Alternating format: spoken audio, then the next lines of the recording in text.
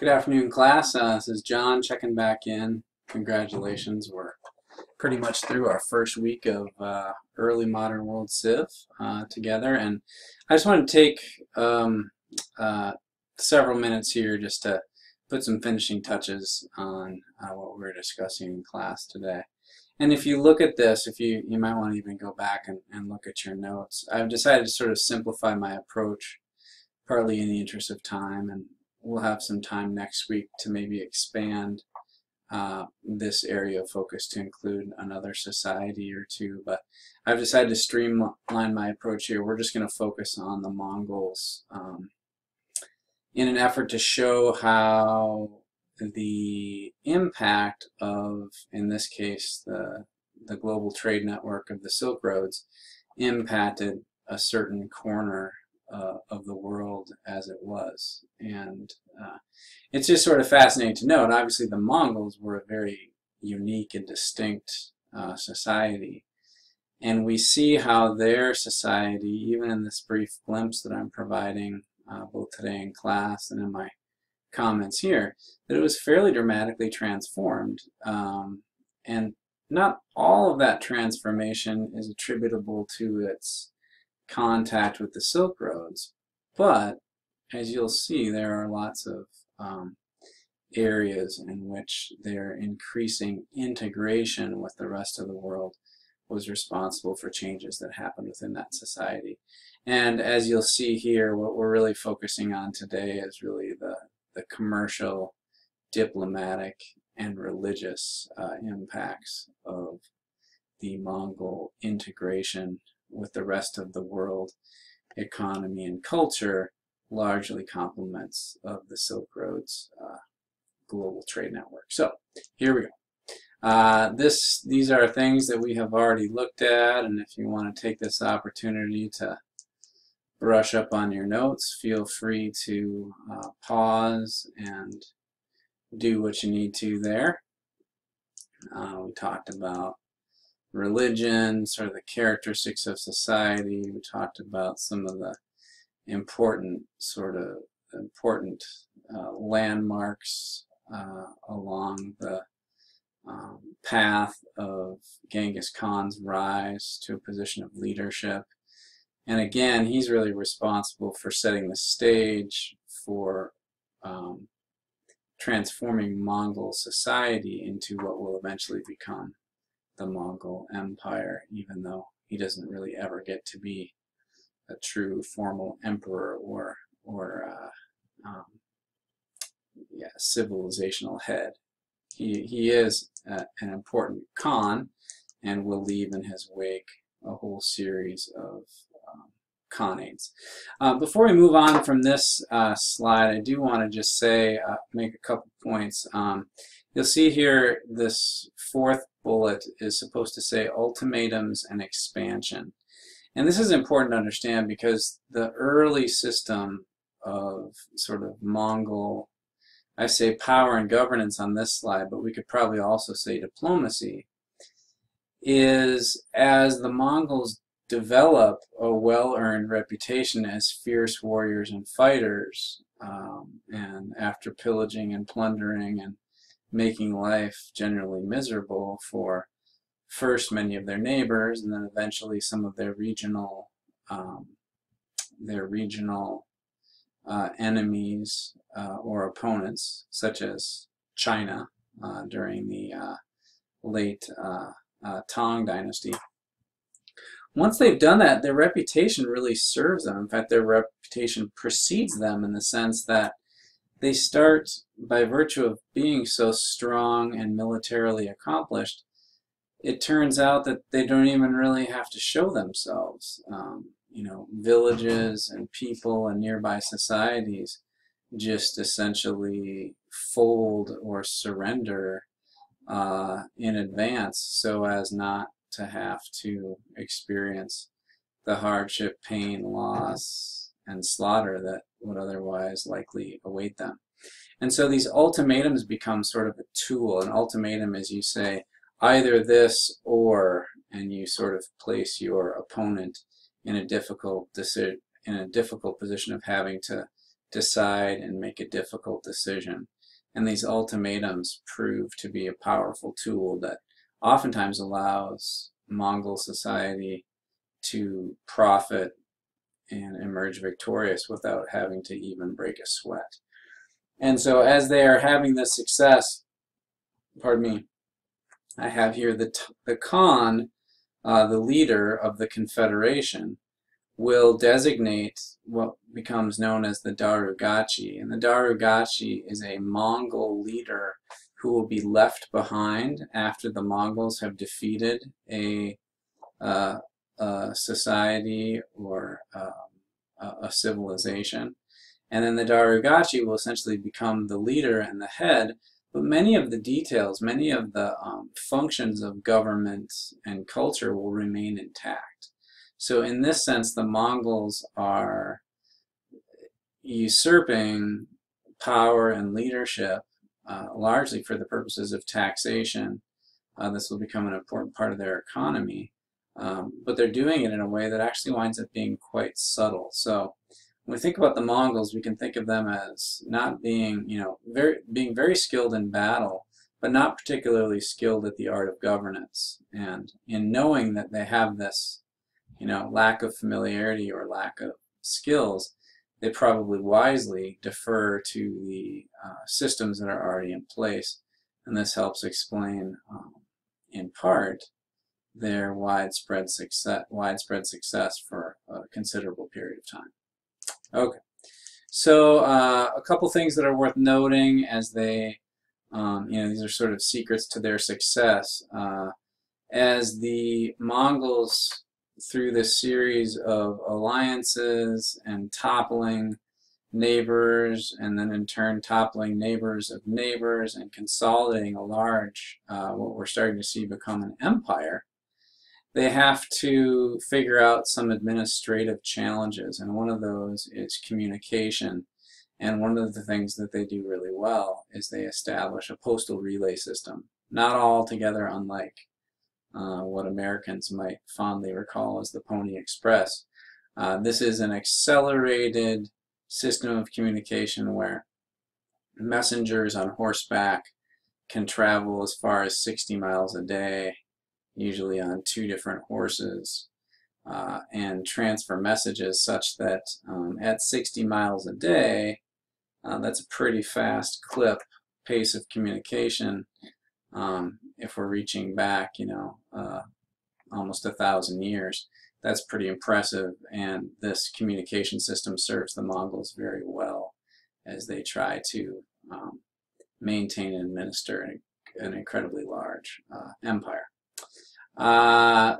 So we also see evidence as the Mongols are conquering neighbors and nearby enemies or opponents. They're oftentimes impressing people from those societies to become slaves of the growing Mongol empire. And they're also shrewdly incorporating some of the technology and skill that the conquered of the societies that they are able to subdue and absorb into the growing Mongol empire. And one of the ways this expresses itself is as the Mongols are experiencing military success and growing and adding to their empire, they're also plundering and bringing on board all sorts of in-kind spoils of war. And what they start to do is they start to use Central Asian merchants of the Silk Road trade network to trade some of their plunder and help them convert it into other forms of perhaps longer lasting, more usable, storable wealth, things like silk, cloth, and other sort of precious stones, spices, you name it, a lot of those things that we've been talking about in relationship to the global trade networks. So these are all sort of shrewd ways in which the Mongols succeed. So I wanted to just take a little time to conclude my comments here because we've had sort of a wide-ranging conversation about the Mongols, but I want a few things to become clear. So before 1260, so if we want to say during the rise of Genghis Khan, before he turns over a successful, growing Mongol empire, before he turns that over to his successors, commerce within the Mongol society consisted largely of horse husbandry, raising horses. Horses were a sign and form, the leading form of wealth. The chieftain of a given Mongol tribe could charge taxes to the members of his tribe or band. The economy was by and large barter, so there was no currency, and usually the number of the goods, if you will, that the economy consisted of were surprisingly simple. Things like horses, bows, weapons. One of the most important other forms of nourishment was horse's milk, a sort of fermented milk known as karimi. But it was barter, and at different times the nomadic tribes or bands would plunder one against the other, but for the most part there was actually kind of a peace that existed between these pastoral nomads. Diplomacy during Genghis Khan and his rise, as we mentioned earlier, consisted of chieftains who were the de facto leaders. They were chosen by tanistry, which was a practice of choosing sort of the most qualified and most respected heir to the tribal leadership position.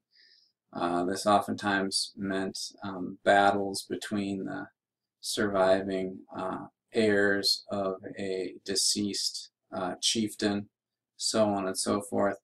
And at times, particularly earlier in Genghis's career, he would form strategic alliances with nearby bands to help him consolidate power over what will eventually become sort of a confederation of Mongol tribes and bands. The religion that the Mongols practiced was animistic.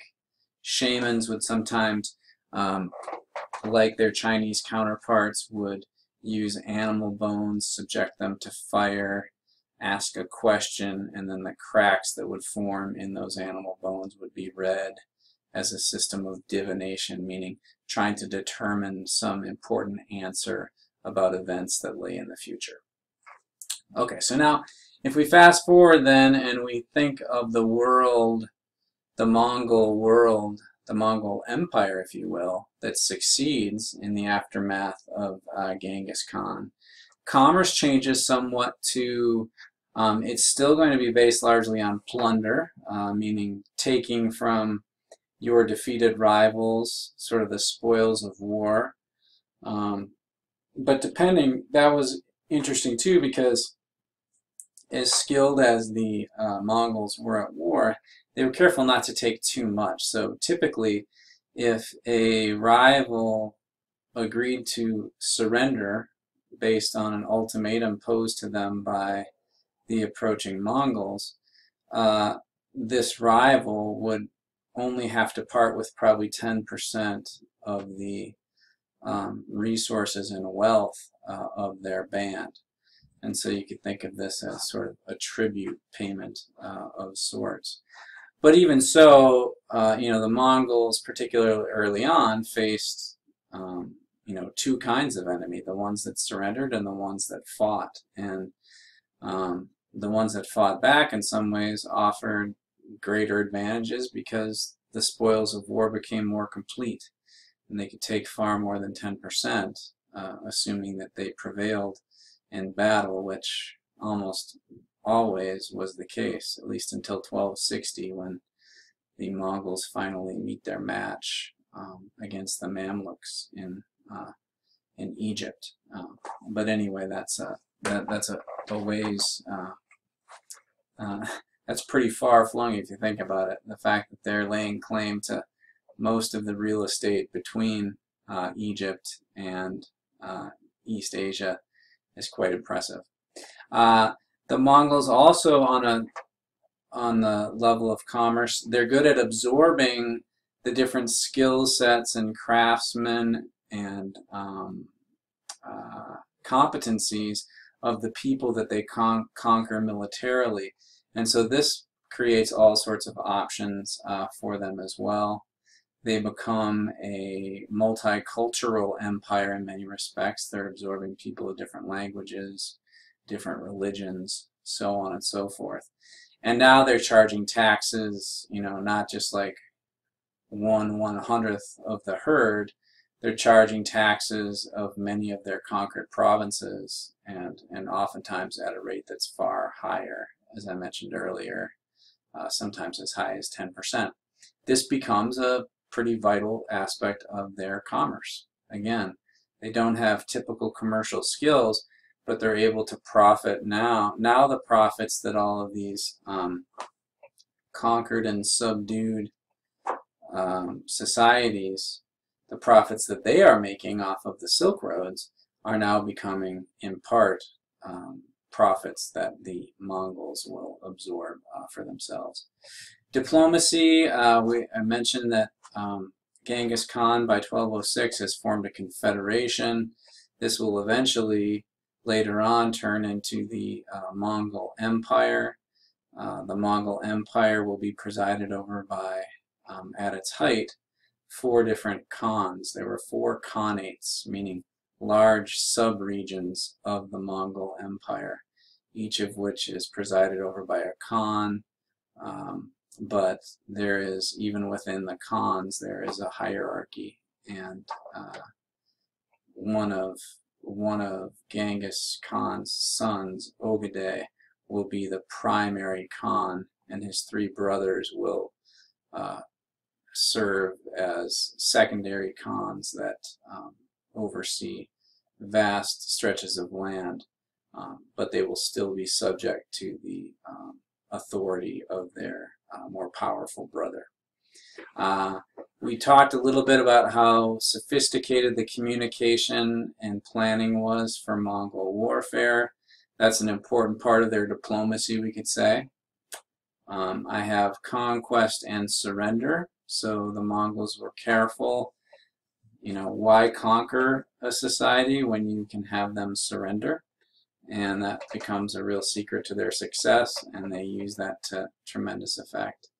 And then here's the irony, is as militaristic as the Mongol are, part of what makes the Pax Mongolica, the peace of the Mongols, part of what makes that so, what makes it true is that the reputation of the Mongols and the power and strength of the Mongols, in an ironic way, create a greater and somewhat lasting period of peace. Once the Mongols establish themselves as sort of the undisputed heavyweight champions of Eurasia, it creates the circumstances of stability that allow the Silk Roads to blossom further, because most regions within Eurasia have enough sense to not threaten this trade system, which is indirectly serving and profiting the Mongols quite well. And then finally, in closing, I'll just say, religiously, after 1260, the Mongols become surprisingly tolerant of different religious traditions. This is partly because their original animist religious tradition doesn't really see a conflict between, you know, the sort of polytheistic beliefs of many gods. They're pretty good about adding other additional gods into their existing worldview.